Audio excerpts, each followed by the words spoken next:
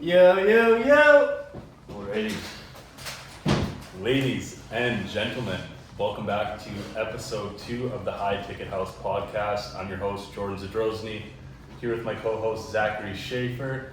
And today I'm super excited to introduce our guest, Jaydaniel Castro. So JD, Here. Let's go. very happy to have you, man. This is the second time we linked up. Last time it was in Orlando. I came down to see you for a day and a night. We had a really good time. So just for the viewers that are watching right now, tell us a bit about yourself. Who are you? How do we meet? Oh man. So we met in BM Digital. Basically, it's an offer where you're helping people who have like Shopify companies start to scale it up. I got into the space in 2016, bro. I feel kind of old now. It's been 8 years. OG. How old are you?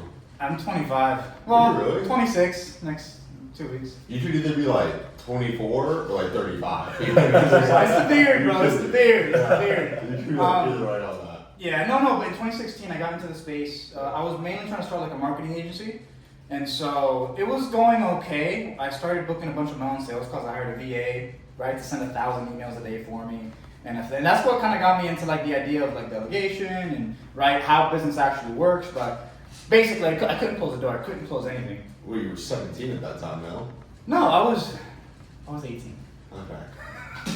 Fresh meat. But but basically I couldn't close the door. I was booking a whole bunch of calls in for myself, and then I realized like if you want to sell something, you gotta have social proof. If you don't have social proof, you gotta do it for free, right? So one of my boys that was going through the whole marketing, shout out to Connor, he was going through all the social media marketing agency courses with me, right?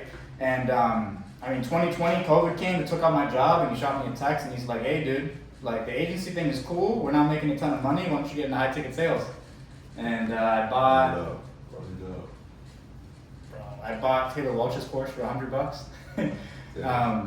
I bought Taylor Welch's course for $100. I got, I think in 90 days or so, I got a gig there, and then I was making, $5-10 grand a month, which was my YouTube channel, right? I was like, hey, I'm gonna document my journey going from zero to hero, making 10 grand a month. So I did that. I've probably been on like 10 different offers, so I've seen most of the space to date. And it's been 4 years. Some different offers within the past 8 years? A couple, bro. Because I was with Sales Sniper. It's like a sales agency, and they have like a ton of companies that I'm connected with. What's his name? Sales Sniper. Matt Ryder. Yeah, he closed for Jeremy. Yeah, bro. That out. Yeah, we had a retreat in person. We were with Jeremy and all these guys. Oh, really? That was in Puerto Rico, right? That was in Arizona. Oh, Arizona. So Oh, that's okay, it. at the mansion. Yeah, that's Because even 10 offers in 8 years, that's not a lot. I mean, normally people do like 3-4 offers a year. This is my 5th offer. Yeah, really. I'm watching side fun do these It might be more than 10, right? Honestly, that's the thing about the space that people don't tell you, right? Like at the end of the day, when it comes to sales, you need to either be completely dialed in, where you're gonna try to move up to like a management position, where you're gonna try to basically do like mergers and acquisitions and work on your way up, or you need to get your sales skills down and then focus on some other industry, some other aspect to start making money outside of it. Because sales is very up and down, and the thing about the high ticket space, it's a lot of startups. If you're doing less than 30 million a year, you are a brand new company. If you've been in business for less than 10 years, you are a brand new company. Any kind of operational change can destroy your company. I've seen it 1,000 times. Yeah, honestly, I'm pretty new to the sales game too, but I can definitely vouch for that. Like, you're having a couple good months, you're crushing it, making good money, you think it's going to be like that forever, and then something happens with marketing, something happens within the company, and it goes downhill from there, and you're in a bit of a pickle. So Yeah. definitely got to be smart with your finances. Yeah, you can make a lot of money on that way up though. Like when they're 0 even to $1 million, if you're like the only 1 or 2 closer in there, Oh, bro, you're cash easily in. doing 20, 30, 40K. Cash in. But the thing is, in between that offer where you make your 20, 30, 40, 50K, you're going to be on offers where you're making 2, 3, 4, 5, 6K, and then you're going to think you're a bad closer. And then here's the thing, it's not about, It's all the vehicle. yeah, dude, Yeah. sales, people talk about sales skills. And it's like, honestly, I've seen people who've never done a lick of sales training, never worked on their skills a day in their life, but they're charismatic, they have a lot of energy, they can transfer it to people, right? And they're making, they maximize every comp plan they ever do, Exactly. right? Yeah. And so, it's, people obsess over the sales skills, but you gotta understand networking, you gotta understand where their money's at, you gotta understand branding, right? But not just putting yourself out there, but being strategic about it. Like if you read, if you read books about how like billionaires think and navigate the world, There was a book. It was called Billion Dollar Whale. It was a guy that basically robbed Malaysia. I might be misquoting the name. But basically what happened in the book is they're talking about how when these billionaires are walking around the networking, they're thinking about who does this person know? Who does the people that this person knows, who do they know, right? And it's all about like, if you go on LinkedIn, you're gonna have like second and third like connections, right? That's how they think, it's in terms of connections. Because that's your way into these offers. If you're going for like, like applications, you gotta understand, whenever you have people like posting a job application page, it's because none of their boys had somebody for them. Yeah. Right? Yeah. Hey, do you know anybody? Do you know anybody? Do you know anybody? No. They post online, they get 500 applicants, half of them suck, it wastes a bunch of their time. Right? Yeah. So like you don't have a good chance of getting a job unless you have an incredible resume with literally 20 years experience if you're just applying for roles. If you can get in those rooms and make those your boys, have a drink with them, I've gotten 6-figure offers in 10 minutes at an in-person event. Exactly. Right? Yeah. But this is where you invest in yourself, this is where you take risks. That event was $5,000 to attend, right? It's like if you put yourself in the room where these people are and you understand your game, and you don't have to be an expert. I've always thought you have to be an expert to kill it in those rooms and get offers. No. Literally, if you just know a little bit more than the owner that you're talking to, they're gonna say, hey dude, Yeah. you want a partner? Exactly. I need a manager. I'll pay you 120 grand a year. Right? Don't even know your resume, learn anything about it. It's all network. And I want to touch on that too, because you mentioned taking risks. You paid $5,000 to attend that meeting. How much do you think you made off of that initial investment? Oh, bro, probably 50.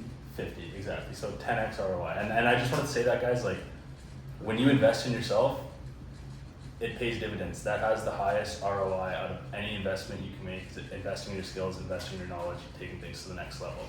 Can't take it away. Exactly. So, JD, you mentioned you've been in the space for 8 years. Definitely seen some things. For somebody that's just starting out, how would you recommend they navigate the sales space?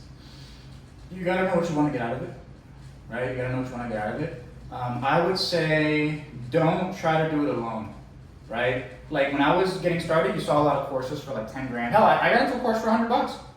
It had an entire community of 10,000 people. Guess what I was doing? I was doing role plays every single day. I had 100 different people that I role played with, right? I created a mastermind. It was called the RTB Mastermind, right? And RTB just means Rose, Thorn, Bud. It came from another course I invested into like 4 years ago to make a dime off of. But it gave me the idea for the mastermind, right? And basically, every time I role play with somebody, I'm like, hey, we're doing a mastermind Sunday, right? Once a week. You want to come on? I'll add them to a Calendly like invite, and now I got 30 people in here, and I'm the authority in the group, you know? And now everybody's posting, hey guys, I have an opportunity here, I'm not gonna trust you guys, right? Now we have a little condensed network in there. By the way, some of those guys want to make like 200-300 grand a month, right? I got into this company sales mentor, which is now cooked. It's gone, it's dead.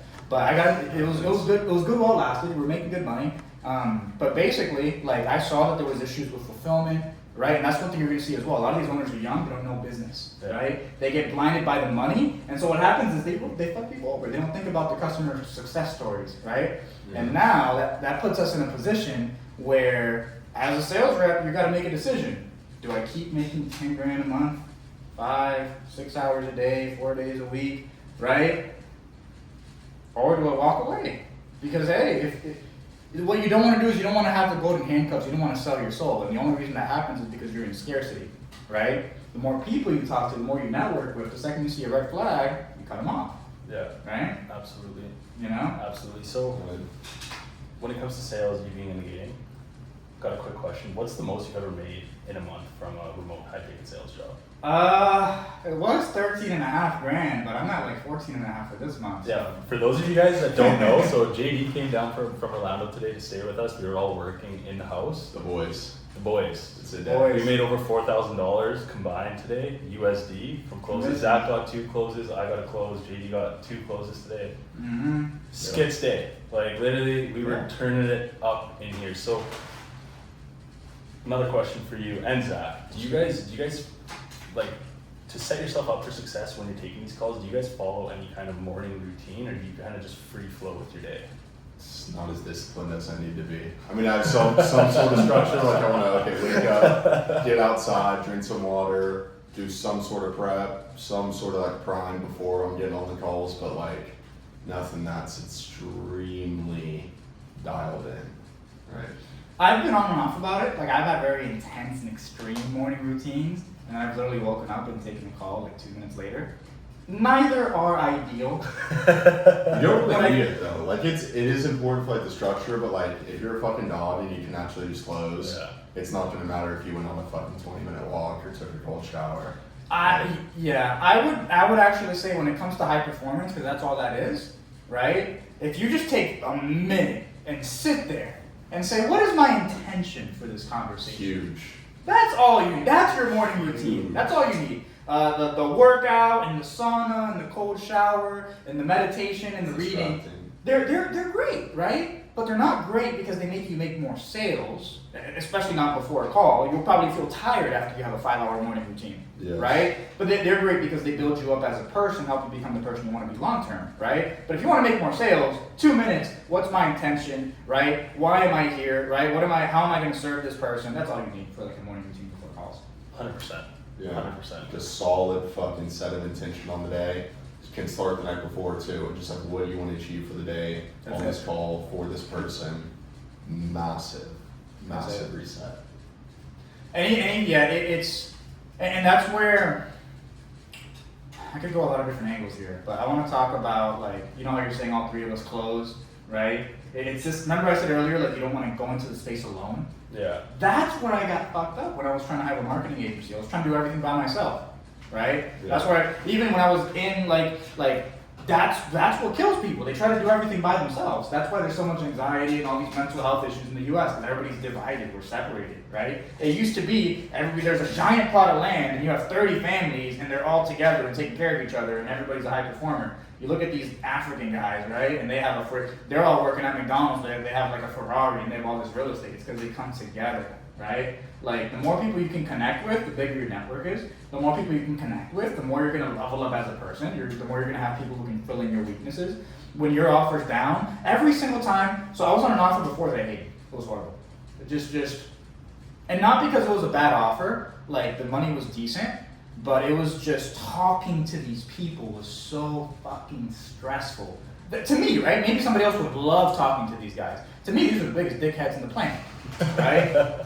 And I went in because I'm like, dude, I make $2,000 a sale. Oh my God, if I make 3 sales a week, I'm rich, right? I'm taking 8 calls a day. What if I make 2 sales a day? That's $4,000 a day. And then I'm gonna be a millionaire here, right? And then you're working 80 hours to make like $5 grand or $6 grand, right? And you hate your life, right? Now I'm on an offer where I make anywhere from $800 to like $1,500 a sale. But I love the conversations. They're really short, right? It aligns with me. The marketing is on point, right? So the leads are warmer. And a third of the work, I'm making triple the money, right? And so you got to think about not just like how skilled you are and where you're going to make money. You got to understand what you like, because especially if you're closing like a coaching service, if you love what you're selling, you're going to do so good, because you're going to actually have yourself in the conversations, right? You don't want to be somebody else like, what is the impact that this is having on you, sir, right? Like you don't want to do that. You're going to hate your life, and then you're going to be weird outside of calls, right? If you're just yourself on the call and you're actually thinking like, how can I serve this person? And you've memorized your script and your process, which really doesn't take a lot of time, right? It's just a framework. Dude, where am I going? Dude, I sold Amazon stores. This is like 2 or 3 years ago, right? And I was doing okay. And then I talked to one of the top closers, and he's like, dude, just write your script every morning before you start your day. And I did that for a week. It's huge. Like, bro, I sold like 6 30K packages the next week. Yeah. You know? You didn't start running then. You know, most people just like kind of walking through the script trying to think about the next step. When you get it down, you're running through that. Yeah, now momentum carries. Exactly.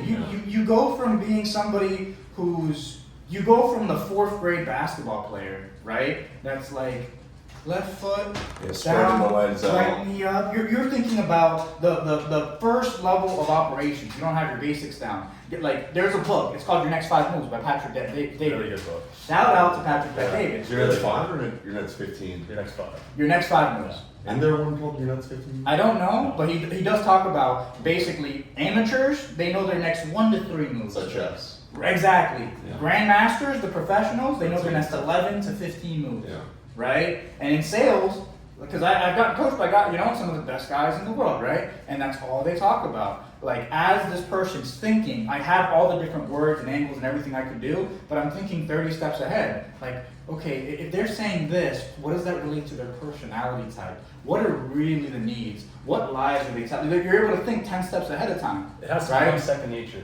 You can't sound like a robot reading off a script and then they ask you a question, you get stuck. You gotta go look at your script and look for the answer. You have to have that prep. Yeah. And be ready to go. And I think this is why people that already have a lot of life experience, a lot of business experience, thrive in sales.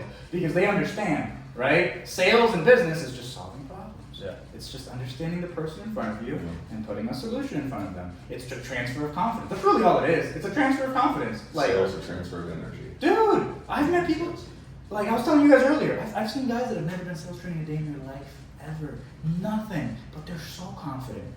Right? There was this one event where I made like $9,000, and I'm like, I felt like I was the one. I was so happy, right? And then this dude made like 40 G's. Never done sales a day in his life. And I can tell you so many examples of situations like that, and it just comes because they have that much confidence, right? Like they understand the product, right? Confidence comes from preparation. And they believe in the product too. Like, belief is such a huge thing. Going from offers where, like, we were all at BM Digital. Oh yeah. I'm not going to say anything bad about the company, but The offer was good though. It was The the marketing. the fulfillment was You think so though? Absolutely. Yes. Especially done for you wise, my deals would churn. Oh yeah, done for you. I had no involvement. Dealing with you was pretty ass. Bro, Rosie and what's his name? The other guy. He had red hair. No, the other. It was Rosie and the new guy. I forget his name. You were probably more on that side. I know who you're talking about. I forget his name though. Yeah, he was That's a kind of hero. But basically, it wasn't bad. Like they did have like one-on-one calls with people that have built $30 million companies, either for themselves or for other people, right? So, you know, I was selling it. I liked it. I think that's why I was making a decent amount of money. It was cool and a great product. Like influencer marketing, the UGC, you know, we're getting into this. No, but for you was fun. I saw. Yes, well, like that's the thing too. I believed in it going in, and that's when we were doing really good. Like as a collective group, we were crushing it. And then as soon as you start hearing, hey, this company's turning, this company left, this company left. There was it's just so many changes with revenue figures. What's done with you, done for you. You remember Max Bravo? Max Bravo? He was done for you. Yeah. Yeah, I still talked with him. I was talking with him the other day, and he's still there. No way. They still killing They it. gave him a base pay so he would stay, and yeah. Holy shit. Yeah. That's crazy. Crazy. He said it's the same, you know, same shit, different file sort of thing, but yeah. Right. You know what? It's funny you talk about a base pay, right? This is the thing about sales. People talk shit about a base. Oh, you should be able to hunt what you kill. And right now I have no base. That's what right? the fucking people with the base at the top say. Yeah. You're their base. You're their base. I'm their base. So like that's the thing, right? People talk about it, like this is why it's important to know what you want out of the space. Because you can do tech sales. You can go into like a corporate setting and get 70K, 90K base. Bro. I did French, she was making 90K base. I had a call. Tech sales, out of college. My last call with a guy today, he was in tech sales in LA. This guy's making $500K a year. Just lighting it up, Bro. It's insane. Like the amount of money you can make in tech sales is absolutely ridiculous. Yeah. And so you shouldn't feel stuck in a space. If you truly want to do sales, I would encourage you to explore every possible avenue of sales because there's more than you're seeing. It's so easy to get wrapped up in the propaganda of like an ad. It's so easy to get caught up in the culture of like 4 different people selling their courses and having 10,000 students each. And these 40,000 people, this becomes a whole world. And it's really just a clusterfuck of startups and shit bust. You know what I mean? Yeah. Like there's so much more to sales. There's so much more to business. And I think if somebody wants to get into the space, it's very important to understand why you're getting into it. And it's very important to, when you're networking, ask questions about it, right? Yeah. Like, okay, what about this company? What about this field? What about this? What about this, right? You gotta be curious going into it because you don't know what you don't know. And that's why having a coach or a mentor or just having a lot of boys that are way ahead of you or where you're at or headed towards the same goal, it's a shortcut, but it's also like a life vest because it's very easy to drown, right? Drown. 10 years of your life are gone and you're screwed because you didn't know what you didn't know and you thought that what you knew was something when it's not, right? Literally, think of sales like a you know when you're playing like one of those games and you have a map and it's all black and every time you walk through a space now you can see that part of the map, right? Like you don't know what any of this is. Like what if right here, a friend of this person, what if they could connect you right now to a place where you're making $92,000 a year, right? And you're making $14,000 a year, and your parents can't eat, and your kids are skinny, right? Like you can fix all of that by networking, by having a conversation. But that, and we were talking about this earlier too, when we were chatting. Your kids are skinny. Scrawny, they're bones. 100%, and the thing is with sales too, like a lot of people look at it and you know there can be a guy making $5,000 a year or $5,000 a month at one company, and then a guy making $90,000 a month at another company. And it could be the same guy. Exactly, it could be the exact same guy. It's what offer you're on, what industry you're on, and if you guys can actually and you believe in the service. Like it's not like that guy's 20 times better at sales. To be honest, there's not a huge difference once you actually are in sales for a while. Like if you can sell, you can sell. You know what? I mean, there's the bell curve for sure. There is a bell curve, but you know what? I'm There is. gonna tell you guys a story. There was an offer I was on, and I think I was not making a ton of money on there, right? It was how do I describe it? Basically, we got virtual assistants for like real estate agents, right? You get a virtual assistant, and you get coached on how to grow your business and do really good, right? And I think I would make like 4 or 5, like around there, right? Anywhere from like probably 3 to 6 grand a month, right? And I think I was there for like 4 or 5 months, and then sales sniper wanted to move me up to a closer, and I ended up leaving. But one of the kids there that was a setter for me, he was not making a lot of money. He was like 19, never done sales a day in his life. Yeah. Right? He was a setter, and he's like, yeah, I want to be a closer. And I used to train him, and he was like, there's no way, this is crazy. Because I'm like, yeah, this is how you do consequence, and this is how you get the impact, and you objection handle, and you dive into their beliefs, and you reframe them. So this is sleight of mouth, you can read spin selling, these are all the books you can read. He's like, oh, this is crazy, oh my gosh. And right, all the stuff people teach you, right? And then he's trying to do it, he's making some sales, he's doing okay, and then one day, he just stops doing it. He just literally shows up to the call. It just fucking works. Bro, he just literally asked him a couple questions. When you He's like, stop like having to think, okay, what's the next tactic, or it's just like, what would a fucking human being say? Literally. It's like... Literally, and there's so many, especially in corporate sales, when I first got into door-to-door, I was pretty successful right off the bat. No sales training, no sales experience whatsoever. And then going into B2B and they're teaching you all this like situation, problem, all these things. Like, yes, I get it. It helps build the foundation, but you almost have to unlearn all of that. When you really start selling, you just have a conversation with the person. This kid was Literally. making 30 grand a month. Yeah. This kid, he's never done sales before. He's 19. He's a cool guy, right? But literally, he stopped handling objections. I need to think about it. Yes, ma'am. When should we follow up? 30 grand. Just like that, eh? Yes, ma'am. When should we follow up? But this is why you got to think about the psychology of marketing to sales, right? So sales isn't just what are your sales skills, how do you hard close somebody to come in where they're going to probably refund in a day or two, right? Sales is about understanding the bridge from what's the context that this person came to you from, and how do you smoothly transition that into the sales call, where you're able to follow that initial message, that initial path they came into, right? Like there's a kid on my current offer, right? He's printing money. He sold like 300 grand. He outsold the whole team. You know?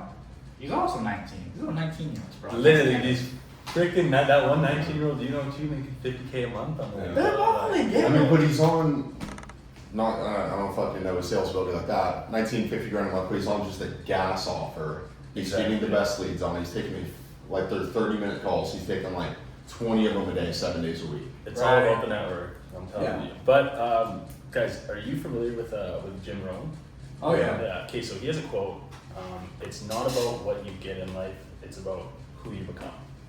You know what I mean? When you're doing anything. No, and this leads into my next question perfectly. What has sales taught you guys about life? Because I know when I first got into it, it changed my life forever. Shit's gonna be harder than you think. You eat what you can. You You know what? get in what you get out, though. We're like, Yeah. real shit. The more I do call the more I do this and that, like the more, because you have to feed your mind. It's feed your mind the right things, and Right. especially out of side too. You got to have your habits. But when you stop developing outside of work, right, you can't get on the call and have someone develop whatever they're trying to develop. Yeah. Right? So you have to be doing both. Yeah. You know what sales has taught me, bro? Nobody gives a fuck about you. Nobody cares. You are nothing. You are an enigma. A piece of snot just floating around in the sky to people. Like, they don't care about you at all. When you're a kid, you ask for stuff and people are like, okay. Can you help me? Yeah, right? Now you go and I remember when I first got in sales, bro. This is so embarrassing. I remember I was should I even say this? I was working at a car dealership, right? And I remember I was cold calling, right? I'm in the boiler room, right? I'm cold calling, and this lady's on the phone, and I was like, yeah, you should come in. Yeah, you know, my niece was just born. I want to get her a gift, and you know, you should buy a car, something like that, right?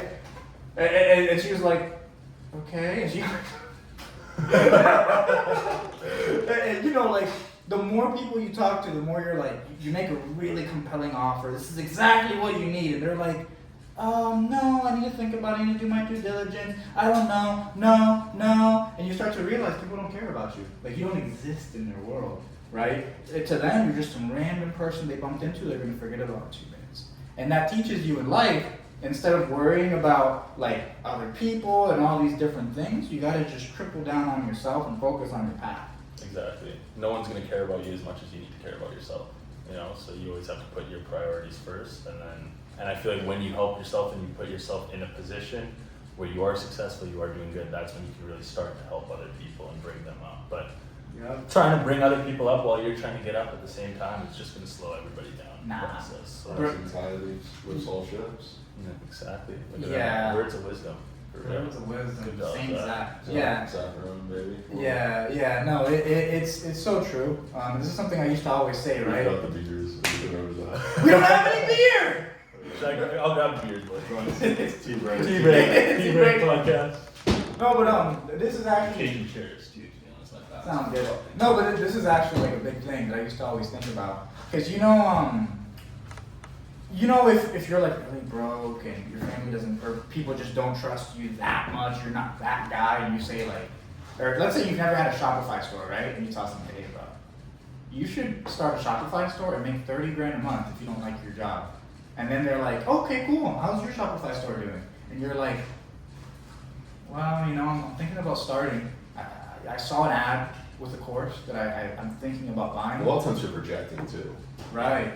And so that person is not going to be listened to at all. He's going to have to put hours and hours and hours and hours of energy to try to convince one person to maybe try this thing, right? What if he was already making $100 a month with a Shopify store? And he didn't say anything. He just does it. And the person goes to him and says, hey, how are you doing that? And he's like, piss off, I'm busy. You're like, please tell me. Fine. And then you change their entire life, right? It's the idea of if you lead by example and you do it yourself, you're going to help everybody around you. If you try to force people around you to change without changing yourself, you're like, what's that saying about the pig? Trying to make it fly? Oh, you're. Yeah, I feel like that's I'm an stoked old right national. now, yeah. No. It's you can't make a pig fly. You'll just piss the pig off. Some shit like that. I don't think that was it, but Something like that. Comment down below what the saying is. it's easier to have people follow you than to push them from behind. Yeah. Right? You can't- It's easier you can't from lead the a front. horse. You can't lead a horse to water. No, Right. you can lead a horse to water, but You can't make it drink. Yeah, I'm terrible for now. Yeah, we're butchering these quotes today. It's great, Cheers, boys. Cheers. Cheers. So what was it? Yeah, no. Basically, you can't make pigs fly. You can't make pigs. Definitely can't make pigs fly. Hoorah. Hoorah. So, yeah, no, this is great. Got a couple more questions. So, Zach, this one's for you. What you got? Because I know recently leaving Edmonton and coming down here, I've seen a bunch of improvements just in my overall life. So what was it like for you leaving your hometown? If you guys don't know, Zach's from Dallas originally and he came up to Tampa. You've been here for the last 3 months? Yeah, 3, come on, 4, probably here shortly, yeah. What have you noticed from leaving home? I mean, it's good to get a new space. Like, I would hear a lot of people say, okay, you need a new space, new energy. Like, I was born in the same house, kind of grew up in the same place, all things like that. But it really is, you know, it's really just like you and you at the end of the day. Like, kind of, you know, go opposite from maybe what you were thinking. you know, at the end of the day, you can change your environment, you can do all these things, but if you still don't have discipline, you're still not, you know, money motivated or whatever you're motivated by, nothing's gonna change, right? A couch is a couch, whether it's here or in Dallas, you can sit on and do nothing all the time, but you really just gotta, you really just gotta fucking dial in no matter where you're at, and that's kind of what I'm learning, especially when we were talking about the morning routines.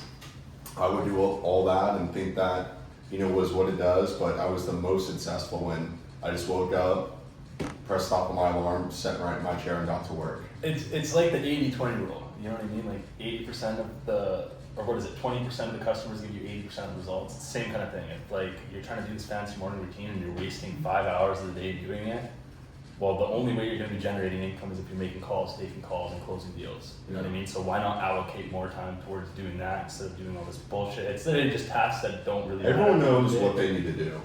Yeah. You can still feel good about yourself by going to the gym and doing all this other shit in the morning because it's like, okay, this is socially acceptable. Everyone says you should do this. Yada yada. Not real shit. But Fuck, shouldn't have gone to gym this morning. Honestly though, I will argue in my opinion, the one thing I do like doing in the morning that I feel like it gets me in a higher vibrational state is going to the gym.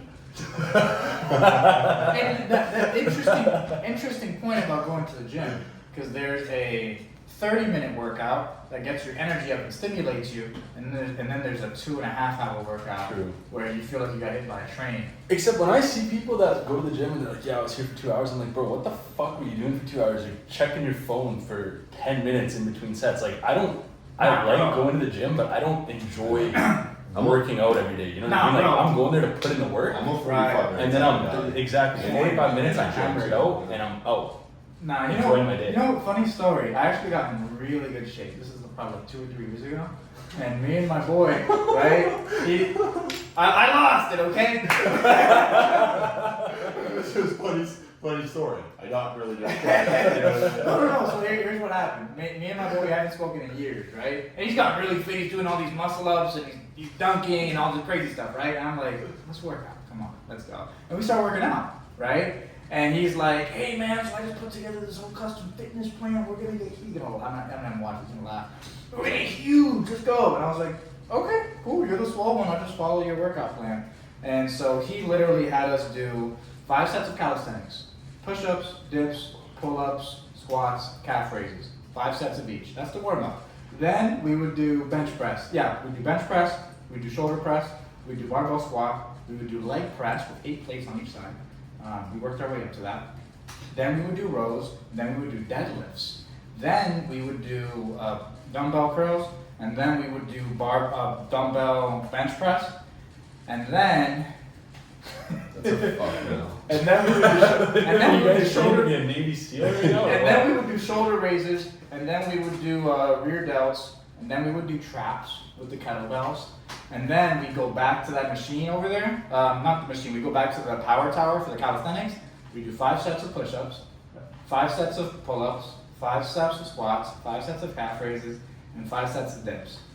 And then we switched it up. So instead of doing the like the dumbbell stuff, we started doing it with machines. So bench press, shoulder press, all that, and then we go to the machines and we would do like 4 or 5 workouts. So they were legitimate 3 to 5 hour workouts. We were doing those 3 days a week. And I remember 1 hour into the workout, I wanted to die. Yeah, literally. I would literally be like, hey, That's like a 1 a month workout. I'm good for the rest Yeah. of the No, I was getting gains, bro. I was Dude, getting your central stronger. nervous system's just fucking. Oh, horrible. We would work out Monday, Wednesday, and Friday. And then I would hoop after. And yeah, that was a good time. That's dope. That's Yeah. dope. Speaking of gym, getting gains, you know, obviously a lot of people are trying to get fit. There's a big thing. I feel like the pendulum's finally starting to swing from like this feminist LGBTQ bullshit, and masculine men are starting to rise up again. Biggest thing I want to touch on is testosterone levels in guys, the food system, and Yeah, that fucking chicken. that chicken. JD's bringing us Walmart chicken. Man, it's so I good, but I brought raw milk. I brought raw milk from a farm, organic. I brought a farm pasture raised ground beef, whatever the fuck it is. Filter yourself. Man, yeah, exactly. You know, all 4 of the others. No, it was I swear I brought something else that was healthy. And I bring chicken, and everybody's mad at me. I don't know what to say. It was cheap. I'm You very should have seen grateful. the chicken in the oven though. It was like COVID was coming off of it. I didn't know what was on that pan. It's protein and water and fat. He pulls out this huge plastic bag with all these frozen breasts in there. This is great value. I'm like, okay, everything's added up now. Bro, it's like $9 for like an 8-pound bag. That's why. That should tell you something. The macros. Have you read the macros? You get 2 grams of fat for every 16 grams of protein. You put 5 in there, you're already at 100 grams of protein.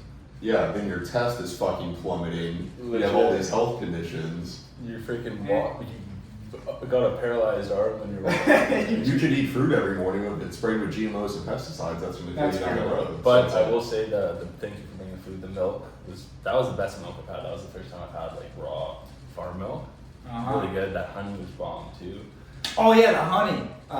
Raw honey. No, actually, I appreciate you guys. This is why also having people around you that are like kind of pushing towards the same thing are good, because they can kind of hold you accountable. They can raise your standards. Exactly. I am now ordering just organic chicken.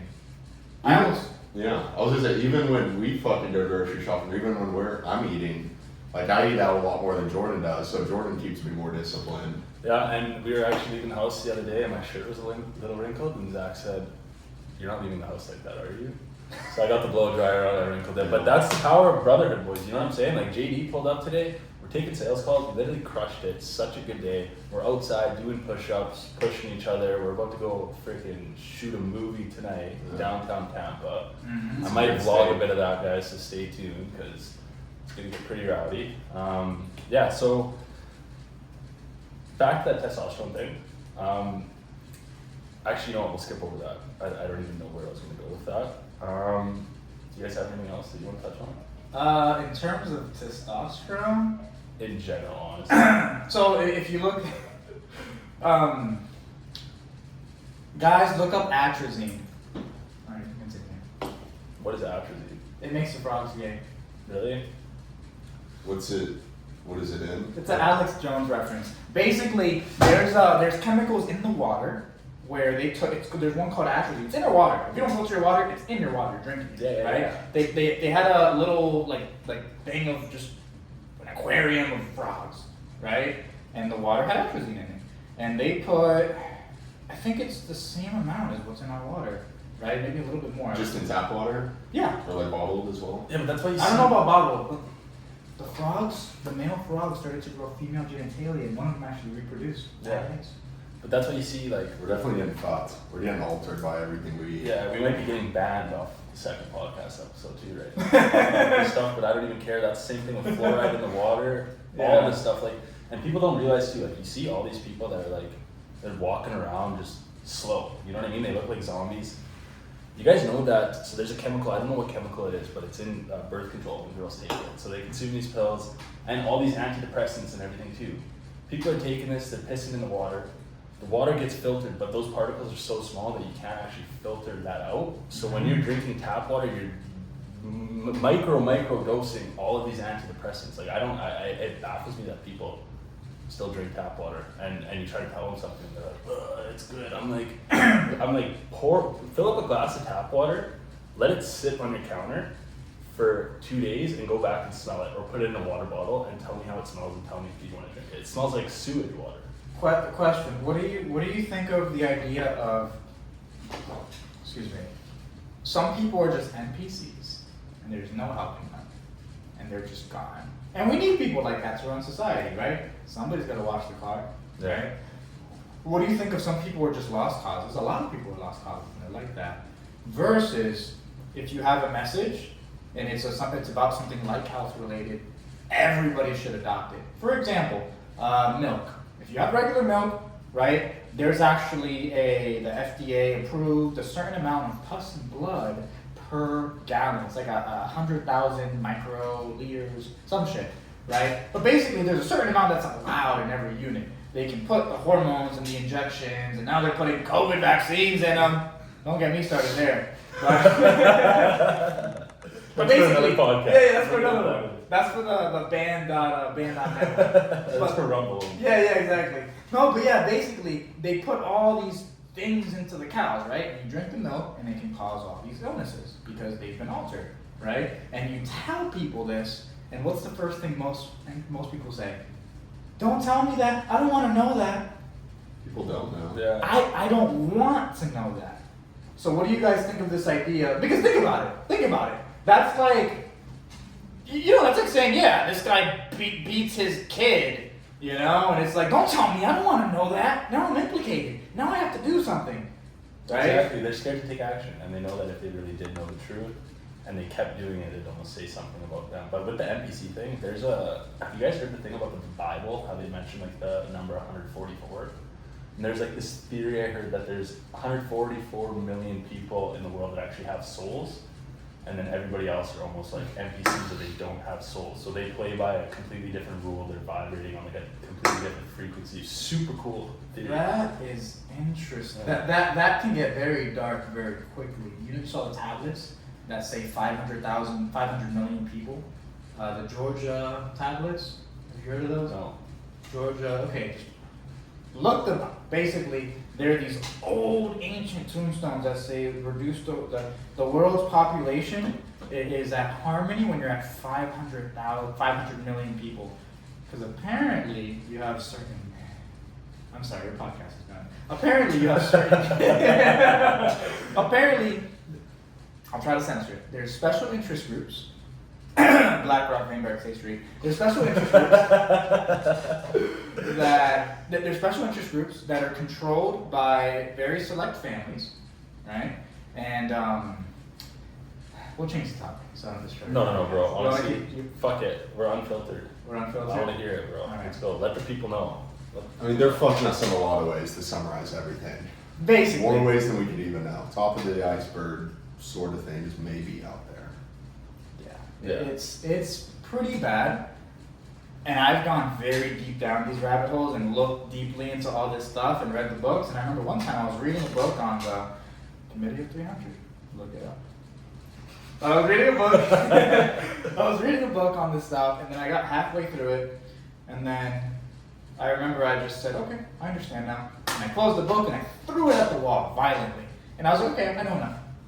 And now every time I see any kind of political thing, I see shooting here, this happened here, oh, this governor, this.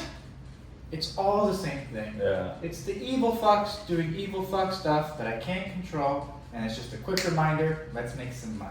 Exactly. Literally, that's the thing too. Because during COVID, I went deep down the conspiracy theory rabbit hole, and I remember when we first started working together at BM, and we were talking about this stuff. You're one of the best people to talk to about this stuff. You're very well versed in that.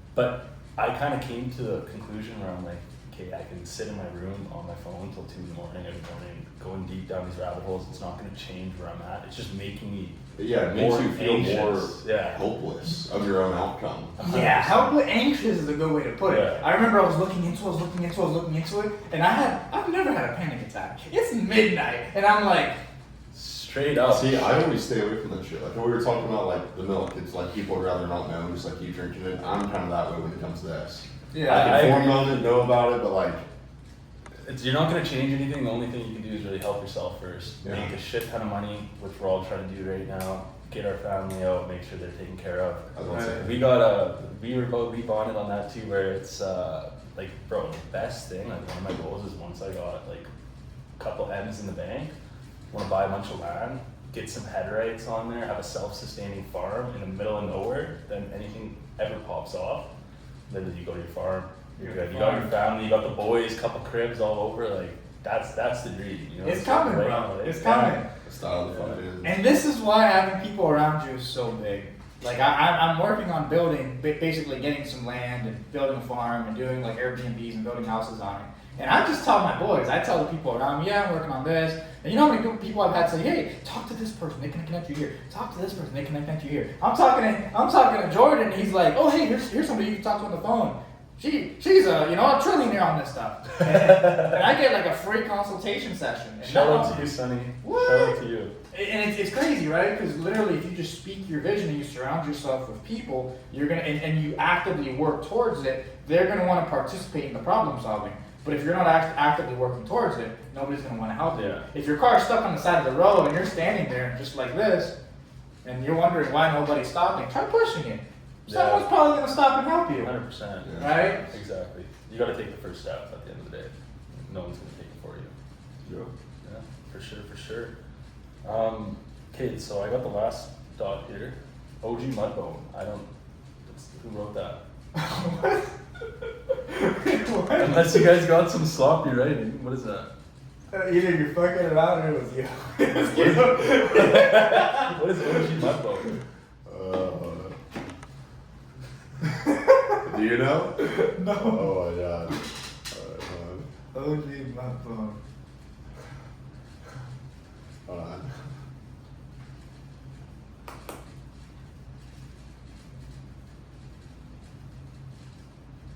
Keep your pin drop. The suspense is killing me. Yeah, the suspense is killing me. I'm curious. But dude, I can't find like the whole picture. No! Have you ever seen this guy? Oh, okay, bro. You're a troll, Zach. You're a troll. Oh shit. Anyways. That's crazy. Yeah, no, I think, guys, duty's calling right now. We got some plans tonight. Got some people to meet. We're at the fuck Downtown Tampa, some dinner reservations. So everybody, that was episode 2 of the High Ticket House podcast. I hope you guys enjoyed. Thank you very much, JD, for helping on, bro. Oh, dude. Zach, my dog. It was a pleasure. Always a pleasure. Guys, tune in for episode 3. I honestly got a bunch of guests that we're gonna get on, so stay tuned. It's in motion right now. We're gonna get it going. And everybody, I hope you have a blessed weekend and a blessed year. Let's go, baby. Come on.